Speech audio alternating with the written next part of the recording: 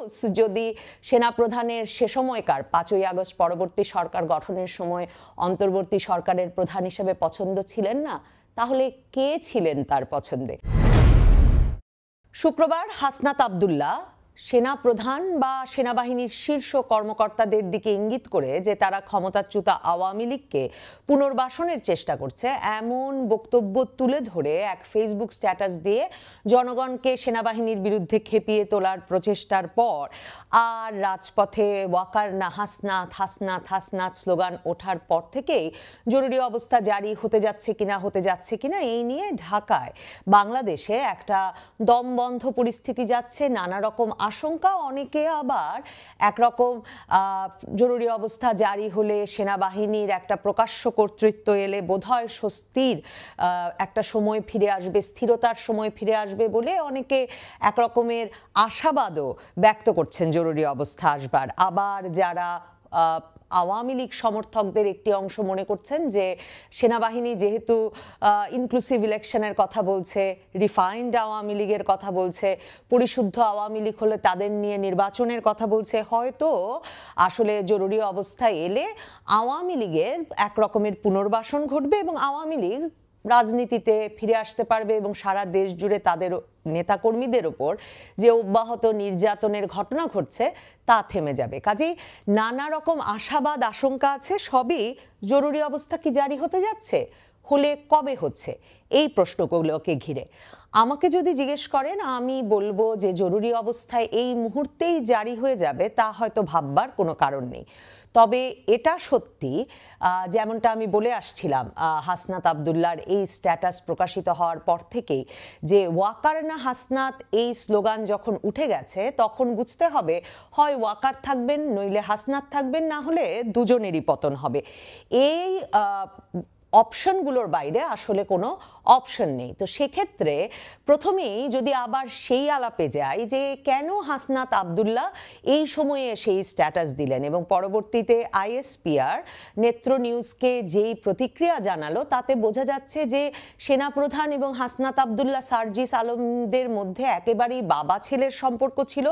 সেনাপ্রধান তাদের ছেলের মতো দেখতেন আইএসপিআর বলেছে, এবং আসলে সেনাপ্রধানের শক্তিতেই বলিয়ান হয়ে হাসনাত সার্জিসরা সারা বাংলাদেশে একটা ত্রাসের রাজত্ব কায়েম করেছিলেন। সার্জিস আলমের পরবর্তী স্ট্যাটাসে বোঝা যায় যে সেনাপ্রধান 25শে ফেব্রুয়ারি বিডিআর হত্যাকাণ্ডে নিহতদের স্মরণে সামরিক বাহিনীর পরিবারগুলো এবং সামরিক সদস্যদের সামনের এক স্মরণ সভায় যখন মিডিয়ার সামনে বলে ফেললেন এনাফ ইজ এনাফ, তারপর থেকেই আসলে হাসনাত সার্জিসদের একটা জানবার ইচ্ছা ছিল এবং যে কি কারণে তিনি তেমনটা বলেছেন, এবং সম্ভবত সেনাপ্রধান সে কথা নানাভাবে অথবা সরাসরি হাসনাত সার্জিসদের বলছিলেন যে এসব নৈরাজ্য আর বাড়তে দেওয়া যাবে না। কিন্তু আপনি যাদের অনেক বাড়তে দিয়েছেন তারা বাড়াবাড়ি ছাড়া আসলে আর কোন খেলা দেখাবেন? মানে তারা গ্যালারির উদ্দেশ্যে কি খেলতে থাকবেন? মানে ভাঙচুর, লুটপাট, অগ্নিসংযোগ, দাঁত কিরমির করে কথা বলা, কিংবা হুমকি দেওয়া, গুড়িয়ে দেব, ভেঙে দেব বলা ছাড়া আসলে হাসনাতের কি বা দেওয়ার আছে? কাজে এমন একটা পরিস্থিতিতে সম্ভবত একরকমের রীতিমতো দেউলিয়া হয়ে পড়ে এবং দেয়ালে পিঠ ঠেকে যাওয়ায় হাসনাতকে সেনাপ্রধানের বিরুদ্ধে ওই স্ট্যাটাসটি দিতে হলো। হাসনাতের পেছনে কি তাহলে আর কেউ ছিল? হয়তো ছিল। সেনাবাহিনীর ভেতরে যেই পক্ষটি ওয়াকারপন্থী নয় তারা ছিল, যারা সেনাপ্রধান সরে গেলে সেনাপ্রধান হওয়ার সম্ভাবনা দেখেন তারা ছিল, তারা হয়তো উস্কেছেন যে হাসনাত এমন একটা স্ট্যাটাস দিয়ে দিতে পারেন। কাজে এখন সেনাপ্রধানকে কি করতে হবে? দেখুন, সেনাপ্রধানকে আরেকটি কাজ আসলে করতেই হবে, সেটি হচ্ছে একই সঙ্গে হাসনাত আব্দুল্লাহরা আরেকটি খবর প্রকাশ করে দিয়েছেন আসিফ মাহমুদ, বর্তমান উপদেষ্টা, তার সাক্ষাৎকারের ভিত্তিতে যে সেনাপ্রধান ভীষণভাবে বিরোধী ছিলেন ডক্টর ইউনূসকে অন্তর্বর্তীকালীন সরকারের প্রধান করায়। সেনাপ্রধান ডক্টর ইউনূসকে একজন কনভিক্টেড পারসন, মানে একজন অপরাধী অভিযুক্ত ব্যক্তি, দণ্ডপ্রাপ্ত ব্যক্তি হিসেবে মনে করেন, এবং মনে করেন যে বাংলাদেশের 30-40% জনগণ যারা আওয়ামী লীগ সমর্থক তারা তাকে গ্রহণযোগ্য মনে করেন না, সে কারণে তার অন্তর্বর্তীকালীন সরকারের প্রধান হওয়া উচিত হয়নি। তো এমন একটা পরিস্থিতিতে কি আপনি দেখেন যে ওয়াকার সাহেব যদি টিকেও যান, জেনারেল ওয়াকার যদি টিকেও যান সেনাপ্রধান হিসেবে, তিনি কি তাহলে ডক্টর ইউনূসকে অন্তর্বর্তীকালীন সরকারের প্রধান রেখে বাংলাদেশকে একটা স্থিতিশীল অবস্থা উপহার দিয়ে নির্বাচনের দিকে হাঁটিয়ে নিয়ে যেতে পারবেন? যেমনটা তিনি বলেন 18 মাসের মধ্যে নির্বাচন, আসলে সেটা সম্ভব হবে না। কাজেই জরুরি অবস্থা জারির দিকে বাংলাদেশকে হয়তো হাঁটতে হবে, হয়তো জরুরি অবস্থা জারি হতে পারে। তবে তার চেয়েও যেটা আমার কাছে অনেক বড় সম্ভাবনা বলে মনে হয় সেটা হচ্ছে 1/11 মতো আরেকবার। আসলে 1/11 সময় কি ঘটেছিল, প্রেসিডেন্ট ইয়াজউদ্দিনের কে রাষ্ট্রপতি রেখে কিন্তু একটা উপদেষ্টা পরিষদ তখন বাংলাদেশে সরকার হিসেবে কাজ করছিল। 1/11 সময় মইনু আহমেদ গিয়ে আসলে সেই উপদেষ্টা পরিষদ ভেঙে দিলেন এবং নতুন সরকার গঠিত হলো এবং সেই সরকারের প্রধান হলো ফখরুদ্দিন আহমেদ। তার মানে জেনারেল ওয়াকারের বিশ্বস্ত, পছন্দ এবং তার যাকে মনে হবে যে তার অনুগত, তার বিশ্বাসভাজন এমন একজনকে প্রধান উপদেষ্টা করে একটা নতুন সরকার গঠিত হতে পারে। দুটো প্রতিশ্রুতি দিয়ে নতুন সরকার গঠিত হতে পারে। এক হচ্ছে আইন শৃঙ্খলা পরিস্থিতি স্বাভাবিক করা হবে এই সরকারের অধীনে, এবং এই সরকার দ্রুত একটা সবকিছু গুছিয়ে এনে একটা অন্তর্ভুক্তিমূলক সুষ্ঠু অবাধ নির্বাচনের দিকে হাঁটবে। তো এই প্রতিশ্রুতিগুলো দিয়ে সরকার গঠন 1/11 সময় মইনু আহমেদ কিভাবে করতে পেরেছিল? ধরুন বাংলাদেশে তো আমরা সবকিছু ভারত পাকিস্তান দিয়ে ব্যাখ্যা করে ফেলি। বাংলাদেশের সেনাবাহিনী আসলে ভারত পাকিস্তানের সরাসরি প্রভাব মুক্ত হয়েছে 80-র দশকের শেষ দিকে, যখন থেকে সে শান্তিরক্ষী মিশনে যোগ দিয়েছে। তো আমার কাছে এর সবচেয়ে বড় প্রমাণ কি? আমার কাছে এর সবচেয়ে বড় প্রমাণ দেখেন 71-এ স্বাধীন হওয়ার পর থেকে, মানে 70-এর দশক 80-র দশক জুড়ে বাংলাদেশের সেনাবাহিনী কি করেছে? বাংলাদেশের সেনাবাহিনীর ভেতরে শুধু কু, পাল্টা কু, হত্যা, মানে সামারি ট্রায়াল, বিচার, মৃত্যুদণ্ড এসবই তো চলেছে। এবং সেসব কুয়ে 2 প্রেসিডেন্টের নিহত হয়েছেন এবং ব্যাপক রক্তপাত ঘটেছে। দেখুন 88 সাল থেকে বাংলাদেশ সেনাবাহিনী একদম ঠান্ডা হয়ে গেছে। ঠান্ডা হয়ে গেছে কারণ কি? তারা জাতিসংঘ শান্তিরক্ষী মিশনে যোগ দিয়েছে। জাতিসংঘ শান্তিরক্ষী মিশনে যোগ দিলে আসলে এই কু পাল্টা কু করতে করতে ভেতরের এই বিশৃঙ্খলা চালিয়ে যাওয়ার কোনো উপায় থাকে না। সে কারণে দেখবেন 90-এও যখন এরশাদ সাহেব ক্ষমতা ছাড়লেন, তাকেও কিন্তু একটা তত্ত্বাবধায়ক সরকার, শাহাবুদ্দিন সাহেবের প্রধান বিচারপতির নেতৃত্বে একটা তত্ত্বাবধায়ক সরকারের কাঠামো মেনে নিয়ে, 3 জোটের রূপরেখা মেনে নিয়ে ক্ষমতা ছাড়ার একটা পদ্ধতি তৈরি হলো। কিভাবে সেই পদ্ধতিগুলো বা 1/11 সেগুলো কার অ্যাপ্রুভালে, কারা অনুমোদন দিল? যেই পক্ষগুলো অনুমোদন দিল মইনু আহমেদ তাদের সম্পর্কে স্পষ্টত তার স্মৃতিকথায় লিখেছেন যে পশ্চিমা দেশগুলো এসে সেনাবাহিনীকে, 3 বাহিনী প্রধানকে 1/11-র আগে বলল যে এই দেশে বাংলাদেশে যদি সকলের অংশগ্রহণের নির্বাচন অনুষ্ঠিত না হয়, তখন বিএনপি একতরফা নির্বাচনের প্রস্তুতি নিচ্ছিল, যদি নির্বাচনটি হয়ে যায় তাহলে পশ্চিমা দেশগুলো জাতিসংঘকে বলবে যে বাংলাদেশের সেনাবাহিনী সদস্যদের যাতে কোনোভাবেই শান্তিরক্ষা মিশনে আর না নেওয়া হয়। তার মানে জাতিসংঘের এই শান্তিরক্ষা মিশন দুভাবে যে প্রভাব বিস্তার করতে পারে, দুটো প্রভাবই বাংলাদেশের দেখা হয়েছে। এক, পশ্চিমা দেশগুলো এসে বলতে পারে, তারা জাতিসংঘকে বলবে যে জাতিসংঘ যাতে আর বাংলাদেশকে না নেয় যদি তাদের প্রেসক্রিপশন অনুযায়ী নির্বাচন, রাজনীতি এসব না চলে। আর এবার জাতিসংঘের ভলকার টুর্ক যেটা বলেছেন 24-এ যেটা হয়েছে, যে তারা বলেছেন, জাতিসংঘ থেকেই বলা হয়েছে যে যদি গুলি চালানো হয় সরকারের নির্দেশে তাহলে কিন্তু জাতিসংঘের শান্তিরক্ষী মিশনে আর নেওয়া হবে না। এখন সেদিক থেকে ভাবলে বর্তমানে এখন যে পরিস্থিতি, তাতে জেনারেল ওয়াকারুজ্জামানের প্রতি আসলে জরুরি অবস্থা জারির কিংবা নতুন সরকার গঠনের সকল ইঙ্গিত, সকল সমর্থন পশ্চিমা দেশগুলোর দিক থেকে থাকার কথা। প্রমাণ কি? প্রমাণ তুলসী গ্যাবার্ড, ট্রাম্প প্রশাসনের গোয়েন্দা প্রধান, তিনি বাংলাদেশ সম্পর্কে সরাসরি বলেছেন তিনি এখানে ইসলামী খেলাফত, সন্ত্রাসবাদের বিকাশ দেখতে পাচ্ছেন, তিনি এখানে সংখ্যালঘু নির্যাতন নিয়ে উদ্বিগ্ন। এবং তার মানে বাংলাদেশ সরকার যেভাবে সংখ্যালঘু নির্যাতনকে রাজনৈতিক প্রতিক্রিয়া বলছেন, সেটা মার্কিন যুক্তরাষ্ট্র মনে করে না।